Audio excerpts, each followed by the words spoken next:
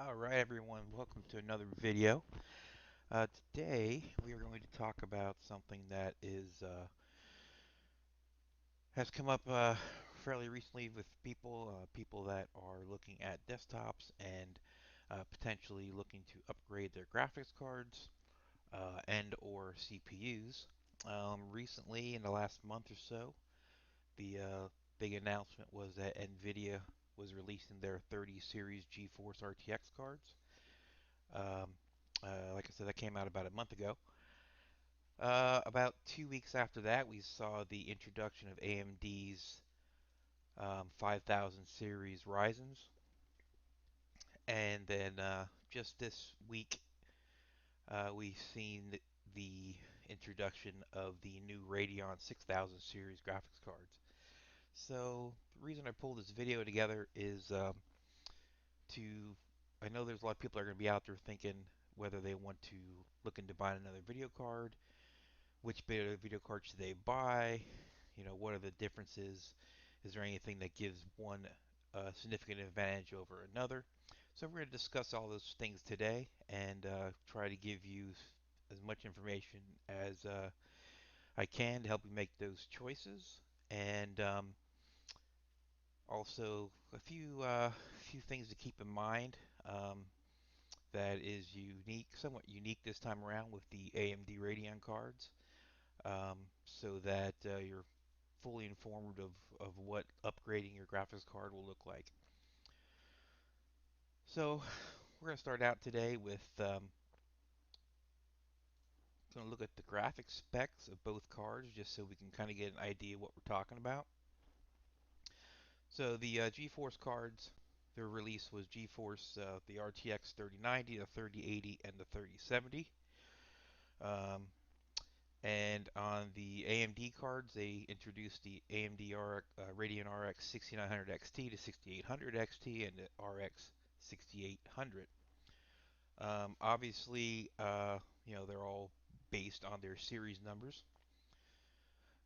As you can see over here, the GPU engine specs. Obviously, NVIDIA talks about CUDA cores, and AMD refers to compute units. But in general, that's the individual processors that are uh, doing the work inside the video card.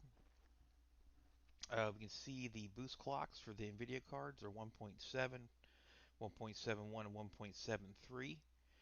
If we look over here at the AMD cards, we can see we're up to 2250 on both the RX 6900 XT and the 6800 XT, and 1205 megahertz on the 6800. So the boost clock is significantly higher on the AMD cards.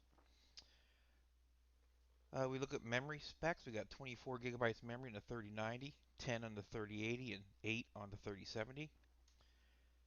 When it comes to the AMD cards, they are 16 megabytes across the board, I'm sorry, 16 gigabytes across the board, which you can see here. We got memory interface, the width of the bus. There's 384 bits in the 3090, 320 bit on the 3080, and 256 bit on the 2070. If we do the same comparison on the Radeon cards, as soon as I find it, memory interface is 256 bit across the board on all three cards. We looked into technology, so NVIDIA is on their second generation of their ray tracing cores for ray tracing enabled titles, which are more and more coming about uh, pretty much every time something gets released now. AMD has just introduced their ray tracing hardware to the game. Essentially, they have what they call ray accelerators, and there is one accelerator per compute unit. It's a one-to-one relationship there. So they're in their first generation of ray tracing. So it would stand to reason that NVIDIA may have a advantage there based on the fact that this is their second iteration through this technology. Something we won't see until we get the new AMD cards to compare. But for right now, I would say that NVIDIA is probably ahead in that area. If you're into ray tracing, that may be something to bear in mind. The new technology, I'm sorry, the new architecture for NVIDIA is called the Ampere. All three cards are based off that new technology. And on the AMD side, it is Big Navi. Um, well, Big Navi release. So we look at a lot of the software technologies that are involved here. We got the DirectX 12 Ultimate, that is the same on both processors. They're both using that API from Microsoft and everything that's involved in that. NVIDIA, the DLSS. Um, that technology is somewhat like a new technology we'll talk about on the AMD cards. Um, they are both PCI Express 4 Generation 4 buses, so they have no real advantage or disadvantage there. As we go down, we have a lot of proprietary NVIDIA stuff that may or may not interest you. One of the big ones here to look at, we got NVIDIA G-Sync, which is their monitor technology, gives less lag to their for gaming, and also can enable some pretty high refresh rates. Um, also, NVIDIA GPU Boost, which is somewhat similar to another feature we'll talk about at AMD as well. As far as SLI, the only one that is capable of SLI from the NVIDIA is the 3090, and I did not find information on Crossfire for Radeon, so I'm going to say at this point that it is not capable of Crossfire, but I'm going to continue to research that and see if I can find anything that says either way, yes or no, but so far none of the documentation I've found has pointed to the fact that it may or may not have it. Obviously, you got your multiple APIs that can be used on both cards. You got HDMI on both cards, and you have display ports on both cards, and obviously, I'm sorry, both manufacturers' cards. And all six of these cards are VR ready. Obviously, the higher end cards are going to run VR better than the lower end cards. Here we get some specific information about the display on the NVIDIA cards. Kind of talk through that. They have multi monitors for 4 setups, and the AMD cards, excuse me, AMD cards are, I believe, 4 as well. Oh, that doesn't say it here directly, but I believe it's 4.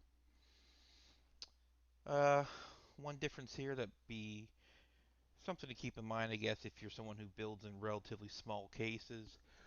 The length of the NVIDIA cards is significantly longer, about an inch and a half to 2 inches on the 3090 cards, and then obviously goes down from there based on when you go down in card. But all the AMD cards are 10.5 inches long, and so you can see that that is shorter than both the 3090 and the 3080. The 3090 is a 3 slot card. Um, both the 3080 and 3070 are 2 slot cards. Over here in the AMD, you can see that the 6900 XT is a 2.5 slot card, and as well as the 6800 XT, and the 6800 is a 2 slot card. Weather thing, we can see that the max temperature for the NVIDIA GPUs is 93 degrees Celsius. There is a difference in power draw on the cards. Um, some would say significant. I guess it depends on your viewpoint on that. When you look at the higher end cards, it is fairly significant. You got 300 watts for the 6900 XT, whereas we have 350 watts of power being drawn by the 3090. When we drop down to the 3080, we're showing 320 watts, whereas we're showing 300 watts on the 6800 XT. The 3070s, 220 watts of power, and the 6800 is 250 watts of power. So the AMD offering there is slightly more power hungry. We do also have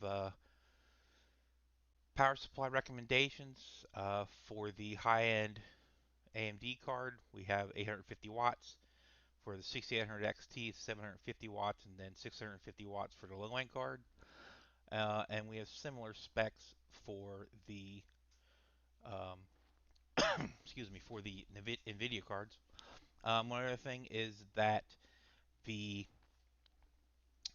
power connectors that you would need for the cards, NVIDIA does have a somewhat proprietary connector that I believe comes with, or yeah, comes with an adapter so that you can get your two 8 pins out of that for power for both the 3090 and the 3080.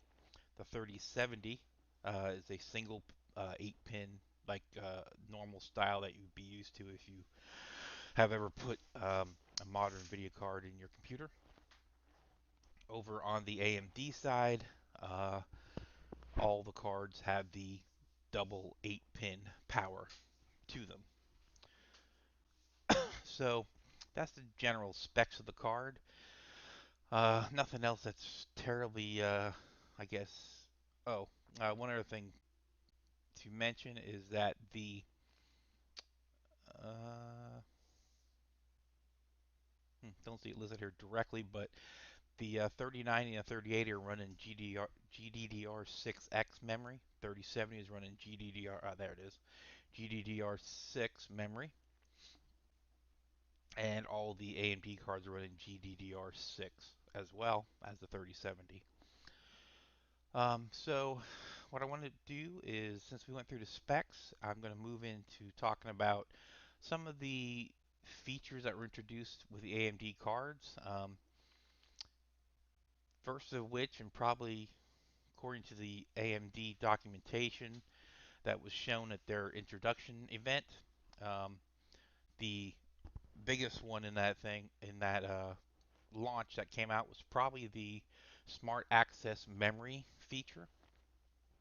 As you can see here from the animation, the Smart Access Memory is essentially where you can use a new generation Ryzen processor, the 5000 series Ryzen processors, with a 6000 series Radeon graphics card. Excuse me, I had to get a drink. And it essentially allows the Ryzen to use all, or I should say, access all of the GPU memory in the uh, graphics card. And as you'll see as we move into the performance portion of the video, it does give significant gains when they're paired. Um, One other feature that was introduced with the launch is what they're calling Radeon Boost. Radeon Boost is similar to some of the other stuff we were talking about over here, such as DLSS and such in the NVIDIA side. And what Radeon Boost does essentially is it leverages the DirectX API and some uh, software on the AMD side for the Radeons, and it allows the game to selectively change the resolution of portions of the screen so that the screen can be drawn more quickly without really having a noticeable change in resolution. Obviously, we won't really be able to see what that looks like until the cards come out, but that is the general idea. And as you can see, there is a significant boost from that, but obviously, if there is a visual impact, you're going to, that may be something that you would or would not want to factor into your decision.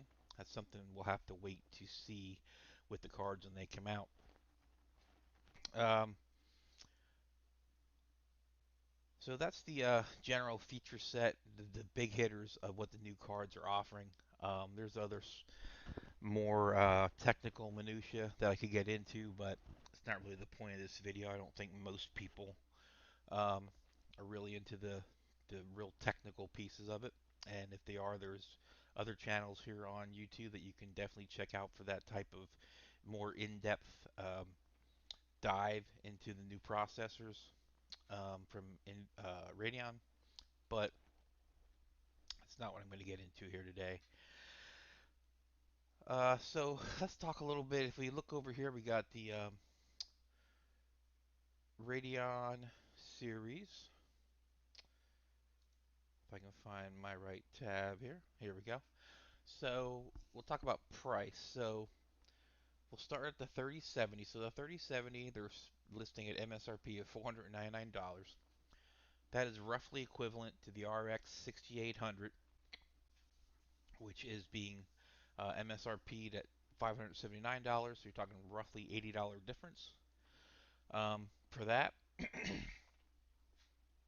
from what's been shown thus far, it appears that the 6800 probably has a little bit more power and graphics capability to it than this 3070. Um, but it's gonna have to wait to be seen if it's worth $80 more. And there's also some of the things like that I said we're going to talk about later that also figures into that price difference that we have to consider. We have the 3080. Their MSRP for that is $699. That is roughly equivalent to a 6800 XT. That 6800 XT is MSRP at $649, so roughly $50 difference, or I guess exactly $50 difference, depending on how you look at it. And then we have the flagship for NVIDIA, the GeForce RTX 3090, MSRP at $1499. Most prices where I can see them listed for sale are well above that. Well, I don't know if I say that well, I guess, but they're most of them are in the 1500 to 1580 dollar range, American, and so it's slightly higher than that, but it's right around that number. The RX 6900 XT, which is a rough equivalent to the 3090, is MSRP'd at $999. So significant price difference there between the 6900 XT and the 3090. $500, give or take, depending on what price you can find them for, when you can find them. But obviously, $500 is quite a chunk of cash when you're comparing two different cards. But there is some hidden gotchas, potential gotchas in the price difference there that we're going to get into discussing in a little bit. So that's some pricing information. I'm going to do a little bit of performance information for you so you can get an idea of how these cards compare. Now, I will preface this by saying that all these images I'm going to show here are from the AMD presentation. It's all their information. However, it has been shown in the past that both AMD and NVIDIA are pretty forthcoming and honest when it comes to their comparisons with one another and with their own previous generations. So these numbers are probably darn close to what they'll end up being when the reviews start coming in of these new cards. But just want to mention that so that everybody's aware that these are AMD's numbers. These are not anything that I've made up or gotten from outside sources. This is directly from the company. So this is talking about the AMD Smart Access Memory. That was the feature where the uh, Ryzen CPUs are able to directly access all the memory available on the GPU, on the card, I should say, for the graphics card. And you can see here that they're showing across 5 different games about a 5% increase in performance with using smart access memory. One other feature that I didn't talk about earlier, but is something that's worth noting. They do have another latency reduction technology. And essentially, what that looks like, if you have an AMD FreeSync capable monitor, or you're considering buying a new monitor, and you want to take full advantage of the AMD ecosystem, you can get essentially two technologies that are available. AMD Radeon Anti-Lag has been available for quite a while. It's available now on the current generation, and essentially they have a software package that you download, and that allows you to enable the anti-lag feature. And as you can see, they're showing on 4K Fortnite about an 8 millisecond change in latency. And the other feature, which is new to the 6800 series cards, um, is the AMD Radeon Boost, which we talked about a little bit earlier.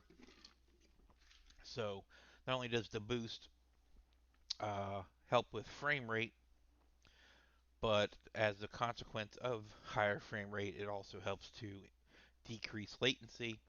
And in this particular example, is showing a 30% reduction in latency, which is pretty significant um, with the boost enabled. So this is a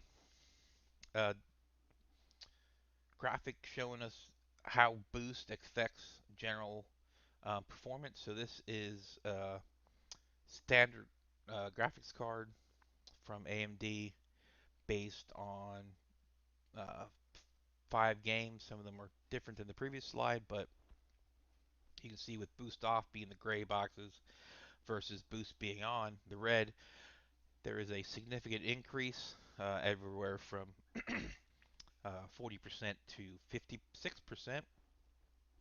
Um, but as we talked about earlier, also bear in mind that we do not know if there's going to be any sort of visual difference based on that feature being turned on or off. So the low end card for the stack for Radeon is the 6800. Here we're seeing a graphic that shows us 6800 4K across several popular games. They're comparing it to the NVIDIA RTX 2080 Ti, which is the current, uh, well, let's say the last generation flagship with the current generation just coming out that they compared it to. And as you can see, it is either better than or pretty much equivalent with the 2080 Ti from the last generation. That is similar to what we see with the um, 3080, although bear in mind that we do have plus smart access memory, so this is using the additional 5% ish type of performance bump to get these numbers. And we'll talk about that a little bit more later when we get into um, kind of where the rubber meets the road as far as deciding what to buy and when to buy. Uh, so here's the 6800 XT. This is in a 1440p gaming condition. It's being compared against the RTX 3080, which is its direct competition. And as you can see here, it is as good or better than the 3080 in most situations. There's one here where it's very close but slightly higher, and here another one here where it's fairly close but lower. But overall, it does compare very well with the 3080. And the other interesting thing to keep in mind here is that it does not show that it's using any sort of additional features to gain performance, such as the smart memory or boost. So here we have a graphic that shows us the Radeon X1600 XT with smart access mode, memory mode, and rage mode. Rage mode, I did forget to mention that earlier. Rage mode is essentially um, an automatic overclocking that is available in software. Um, Same software that be used for the boost mode and such that we discussed earlier, and essentially it gives a boost to the graphics card performance. From most of the slides that I've seen, it's minimal, say 1 to 2% gain, based on that basically one click change for performance. Across these games, you can see here, they're showing that when you put all this together, you're getting about anywhere from 2% gain up to a 13% gain in Forza Horizon 4, based on turning on those two additional features. As we said, down here does show that both those features are being used to obtain those numbers. If we move up to the 6900 XT, which is a flagship card, this is at 4K. This is comparing the RTX 3090 to the RX 6900 XT with Rage mode and Smart Access memory being used. As you can see, it compares favorably in just about every game. There is a few games where it beats it, and there's a few games where it's slightly behind, but definitely comparable, and all these frame rates are certainly playable frame rates at 4K. Now, that's the performance information based on AMD's slides. The reason that I was very particular about pointing out what modes or features are being used when we were talking about these different slides is, as you saw most of these slides, and I'll go back through so you can look at them again. Not that one, but this one. You can see where the 6800 XT versus the 3080 and where it compares. Notice not using any features there. Get the 6800, it's using smart access memory, and it fares fairly well. And that's back to latency. So you can see that the cards, all three cards, compare to their uh, NVIDIA counterpart fairly well based on the conditions that they were tested under. And I say that to say that if we were to take the 6900 XT and remove both Rage mode and Smart Access memory from it, there's a good chance that these numbers will significantly drop, and you would see probably one to two of these games that it's slightly ahead, it would be behind, and it would lose a bit of performance in the games that it is leading significantly. So you might think, why would you not use these two modes? Or actually three if you include the Boost software mode. And the answer to that is it depends on the configuration of your PC. Smart access memory is only available to be used if you have a uh, Ryzen 5000 series CPU. Any of the new ones that are coming out will be able to support the feature. Combined with a 6800 or 6900 series Radeon RX and a 500 series chipset on your motherboard, being either like a B550 or an X570. So you have to have all three of those components in order to use the smart access memory.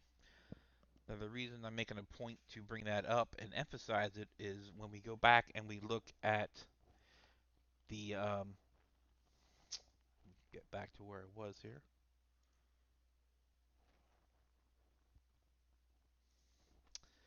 When we get back, we start looking at the prices that we were talking about earlier. Well, the 3070 they compared that to the 6800 without boosts. So that compares favorably. It was slightly better, but it was also $80 more. So you'd have to make a determination of whether the extra is um, worth it to you. Now, if you're considering already upgrading your motherboard and or CPU, if you were to combine that upgrade with a 6800, then you would get uh, even better performance. May push you up closer to a 3080. Obviously not to that point, but may get you further along. When we're talking about the 3080 versus the 6800 XT, now that's $50 difference in price based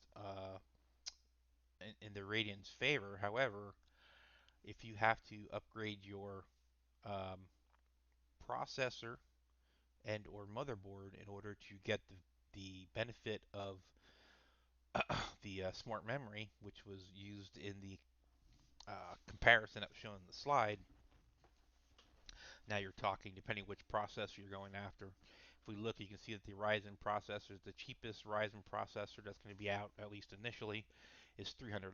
So if you're talking about, having to do an upgrade beyond the graphics card, now you're looking at $950 minimum if you don't have to upgrade a motherboard as well to get performance that uh, was on par with the 3080. And then when we get to the higher end card, like the 3090, as we saw on the slide, they had pretty much everything they could throw at it uh, with the memory feature and the rage mode both turned on. Now that's $500 difference between the cards. But again, if you have to upgrade your CPU and or motherboard, you're talking at least 300 for a CPU. So that eats up 300 of that 500. If you have to throw another new motherboard in there, depending which one you pick, you could easily chew up another $200. So you're even once again. So the uh, the conclusion that I came to from reviewing all this and kind of the information I want to leave everybody with if you're trying to decide whether to uh, buy either graphics card when they become available, or which graphics card you should buy. Should you wait for the AMD cards to come out if you have a chance to get a GeForce card, or is the price difference worth the difference in performance? Well, it really comes down to what you're willing and able to do when it comes to your upgrade. So if you're looking at an upgrade and you're doing basically a full system upgrade with a new processor, new motherboard, and new GPU, then AMD may be a good option because the AMD processors also have some new features and are known in the industry to be better at some things than Intel. So if those features and capabilities are something that you look for as well in your new computer, it may be worth the additional expense to um, if you're going to upgrade your CPU anyway, to go with the AMD. The price probably would not be that much different if you're going to upgrade. Say you have an Intel now and you're going to upgrade to another Intel or possibly another Intel and motherboard to accompany it. Obviously, that price will pretty much be negated because you have to buy both either way. So then if you're in that situation, then the price of the card is much more. The difference in price in the card is much more significant because the certainly when you look at like the 3090 versus 6900 XT, I mean that you would pretty much see that straight $500 difference if you were replacing the CPU or motherboard or both, regardless. So um, in that situation, the pricing would definitely hold out to be to your benefit on the higher end cards. For most people that are looking just to upgrade a graphics card, you're probably looking at the 3070 or the 3080. If you're just going to get another video card, from what I've seen, I would wait and check the reviews on the AMD cards, particularly the 6800, compared to the 3070, and see where the reviews come in and look at some of the performance data that comes out to try to help inform your decision a little bit more. But my gut feeling says that the 6800 is probably going to be the card at that level to get if you're just buying a if you're just buying the graphics card. Obviously, if you're going to be doing a full system upgrade, getting a CPU and or motherboard as well, then you're going to get even more benefit from the 6800. So that may show up to give you a clear advantage at a similar price point. We talked about the 6800 XT to the 3080 XT. To get the 6800 XT to perform um, on par with the 3080, it looks like you're going to have a uh, Ryzen CPU with a compatible motherboard to be able to use the smart memory feature to get that gain in performance to be able to be around the same as the 3080 as far as its performance. Um, so that's a kind of a review of where we're at with the NVIDIA AMD new product lines that are recently been released. Kind of gave you an idea, went through what the specs were, kind of the new features that AMD is introducing, how they kind of compare with the GeForce offerings that have already been released. Went through pricing, kind of talked a little bit about why some of the pricing is maybe somewhat misleading depending on what you consider in your buying decision. All right, we looked at performance and saw how we have to be very careful about looking at what features of the AMD products are being used in the comparison so that we are sure we are comparing um, apples to apples per se based on pricing and possible replacement of your CPU and or mother card. So I hope you enjoyed the video. Hopefully it was informative. Please leave some comments below on the video and or questions you might have that I either didn't answer or maybe didn't fully answer. And I will see you in the next video.